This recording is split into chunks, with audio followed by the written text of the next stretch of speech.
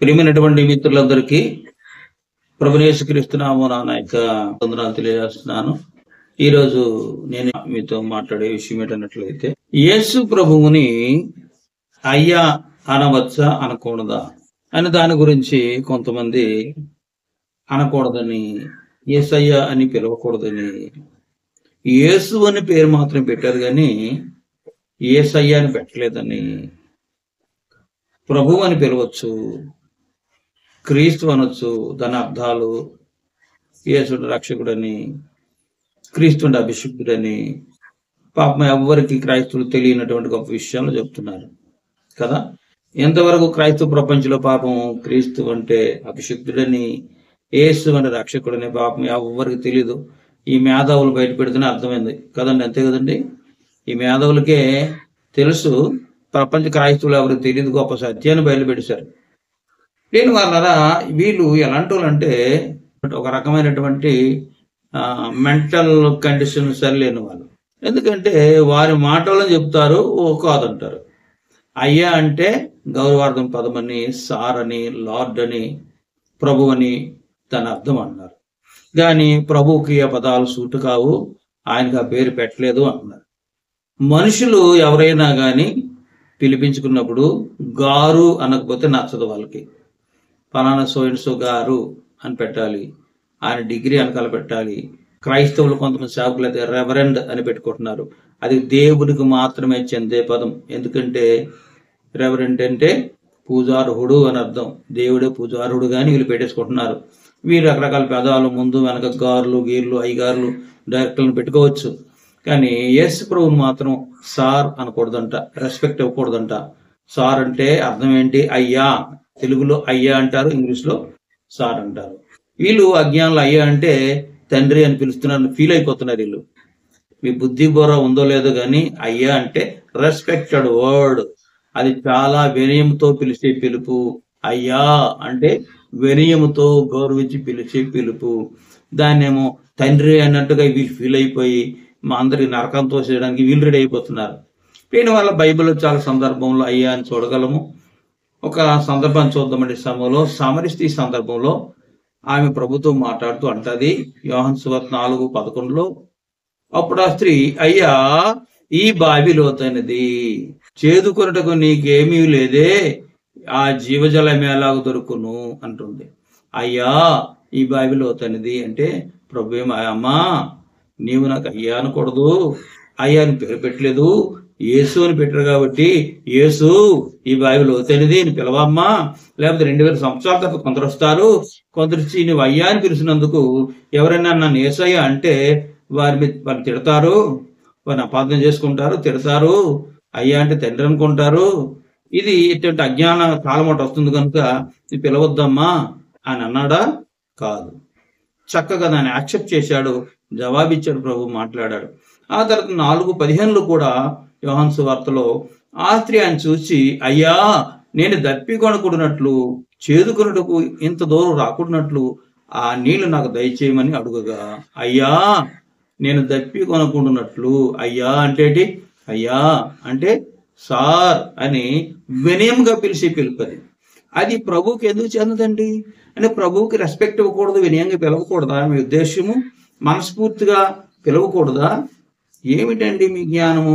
దరఖాస్తు రాసేవాడు అయ్యా అని పెట్టొచ్చట, వారికి రెస్పెక్ట్ ఇవ్వచ్చు అంటే ఎవరికైనా సార్ అని. కానీ ప్రభువుకు మాత్రం అయ్యా రెస్పెక్ట్ ఇవ్వకూడదు. ప్రభుకి యేసు అని పిలాలంతే ఏకవచనంతో. వీరు మాత్రము పాస్టర్ గారు, ప్రీచర్ గారు, ఫలానా గారు, రెవరెండ్ గారు, ఈ గారు, ఆ గారు అని పెట్టాలట. వీళ్ళకి అయ్యగారు, అయ్యా అంటే వీళ్ళకి నచ్చదు, అయ్య గారు కూడా అనాలి వీళ్ళకి. ఈ సేవకులకి ఒట్టి అయ్య నచ్చదు, అయ్య గారు అని అలాంటి వీళ్ళకి. ప్రభువుని మాత్రము అయ్యగారు కాదు కదా, అయ్యా కూడా అనకూడదు, యేసు అని కేవలం ఏకవచనం పిలాలంట, అప్పుడే మంచిదంట, లేకపోతే నరకానికి పోతారంట. ఏమిటంటే మీకున్న జ్ఞానము? అసలు బుద్ధి బుర్ర ఉందా? అయ్యా అంటే రెస్పెక్టెడ్ వర్డ్. ఇంగ్లీష్ లో అదే వచనం ఏమన్నాడంటే sir give me the water అని అక్కడ అంటుంది. 11వ వచనంలో సార్ అంటుంది. 15వ వచనంలో సార్ అని పిలుస్తుంది, వినయంగా రెస్పెక్ట్ ఇచ్చి పిలుస్తుంది. ఇంకా అందులోని 19వ వచనంలో కూడా ఆమె ప్రభుతో అంటుంది, అయ్యా నీవు ప్రవక్తమని గ్రహించుచున్నాను అంటుంది. అయ్యా అంటే వినయ విధేయతలతో గౌరవంతో పిలుస్తుంది. ప్రభు ఏమో నన్ను అయ్యా అనొద్దమ్మా, 2000 సంవత్సరాల తర్వాత ఒకడు వస్తాడు, కొందరు వస్తారు, నన్ను అయ్యానందుకు చాలా తిడతారు, దూషిస్తారు, ఏసయ్యా అని పెట్టలేదు పేరుగా ఉంటే అయ్యా అనకూడదు అంటారు, కాబట్టి నువ్వు ఊరుకో అమ్మా అన్నాడా? ఆయన యాక్సెప్ట్ చేశారు, ఆయన అంగీకరించాడు. దాన్ని అంగీకరించి దాన్ని జవాబిస్తున్నాడు. అపోస్తుల కార్యములు 16వ అధ్యాయంలో చూసినట్లయితే పౌలు మరి శీలలు చెరసాలలో ఉంటారు. మధ్యరాత్రి వేళ పౌలు మరి శీలలు పాటలు పాడుతూ దేవుడు స్తుతిస్తూ ఉంటారు. అప్పుడు చెరసాల పునాదులు ఎదిరిపోయి అందరు బంధకములు ఊడిపోయి తలుపులను తెరుచుకుంటాయి. మహాభూకంపం కలిగింది. అప్పుడు చెరసాల నాయకుడు వచ్చి ఖైదీలు పారిపోయానుకొని కత్తి దూసి తనతో పుడుచుకుని పోయాను. అప్పుడు నీవే హాని చేసుకోవద్దు, మేమందరూ ఇక్కడే ఉన్నామని పౌలు మాట్లాడిన తర్వాత ఆయన లోపలికి వస్తాడు. లోపలికి వచ్చి వారిని వెలుపలి తీసుకుని వచ్చి అయ్యలారా అయ్యలారా రక్షణ పొందుటకు నేనేమి చేయవలను అంటాడు. వెంటనే పౌలు అయ్యలారా కాదు మా పేరు, పౌలు శీలను పిలవాలి. ఇక అర్థం కాక పౌలు అని పౌలు అయ్యా శీల అయ్యా అని పెట్టలేదండి, అయ్యా అని పేరు మాది కాదు, ఎందుకంటే యేసు ప్రభుని రెస్పెక్ట్ ఇవ్వకూడదనే మనుషులు వస్తారు, కాబట్టి మాకు అయ్యా అని అనుకో, ప్రభుకు కూడా అయ్యాని పిలిచి వచ్చి ఎవరైనా అయ్యా అని రెస్పెక్ట్ కదా, రెస్పెక్ట్ ప్రభుకి ఇవ్వకూడదని కొందరు డిసైడ్ అయి ఉన్నారు కనుక నువ్వు అయ్యలారా అని మాకు పిలిచినట్లయితే బాగోదు, మాకు పౌలు శీలలారా అని తప్ప అయ్యలారా అనకూడదు, అయ్యా అని మా పేరు పెట్టలేదు అన్నాడా? అనలేదండి. ఆయన దానికి అంగీకరించాడు, ఊరుకున్నాడు. ఊరుకొని ఏం చేయాలి చెప్పాడు. ఇంకా చూసినట్లయితే మత్తయి సువార్త 20వ అధ్యాయంలో 11వ వచనంలో 10 మంది కన్యకలు కూర్చున్నటువంటి ఉపమానంలో బుద్ధిలేని కన్యకలు నూనె కోసం వెళ్ళిన తర్వాత తలుపులు మూయబడ్డాయి. అప్పుడు బుద్ధిలేని కన్యకలు వచ్చి ఆ తలుపు దగ్గరకు వచ్చి ఏమంటారు చూద్దాం. 25:11 మత్తయి సువార్తలో అంతటా తలుపులు వేయబడును. ఆ తర్వాత కన్యకలు వచ్చి అయ్యా అయ్యా మాకు తలుపు తీయమని అడుగగా అని రాయబడి ఉంటుంది.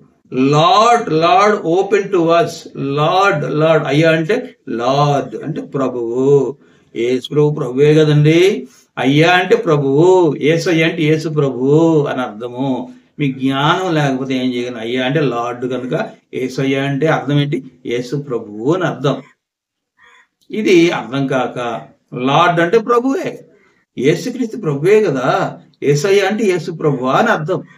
ఈ మాత్రం తెలియక గ్రీకులు ఎలాగుంది, హెబ్రీలు ఎలాగుంది, ఇదిగో మా గ్రీక్ వచ్చు హెబ్రీ వచ్చు కనుకనే అయ్యా అని యేసు ప్రభు రెస్పెక్ట్ ఇవ్వకూడదు అన్నారు. నీ గ్రీక్ భాష హెబ్రీ భాష వస్తే ప్రభు రెస్పెక్ట్ ఇవ్వవా? ఎవడు చెప్పాడు మీకు? మనుషులు అయితే అయ్యగారు అని పిల్లట. యేసు ప్రభుకి అయ్యగారు కదా, అయ్యా కూడా అనకూడదని వీళ్ళు అంటున్నారంటే ఎంత దారుణమైన సంగతి మీరు అర్థం చేసుకోవాలి. అర్థం చేసుకొని కాబట్టి ఇటువంటి అజ్ఞానులను ఏమాత్రం లెక్క చేయకుండా, కేర్ చేయకుండా ప్రభువును గౌరవిద్దాం. ఆయన ఒక్కడే మన సార్. అంటే సార్ అంటే ప్రభువు. అయ్యా అని మనం రోధించడానికి, పిలవడానికి ఆయన ఒక్కడే అర్హుడు.